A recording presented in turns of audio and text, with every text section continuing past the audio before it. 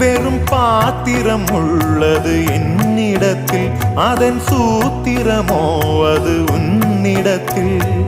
ஒரு முறையா இருமுறையா பல முறை பல பிறப்பெடுக்க வைத்தாய்.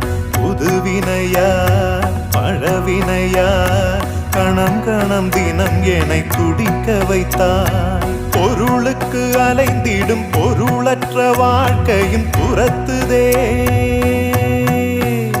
உன் அருள் அருள் அருள் என்று அலைகின்ற மனம் இன்று பிதற்றுதே.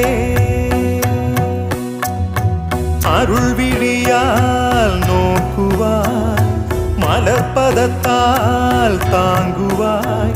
உன் திருக்கரம் என்னை அரவணைத்துனதருள் பெற பிச்சை பாத்திரம் ஏந்தி வந்தேன் ஐயா.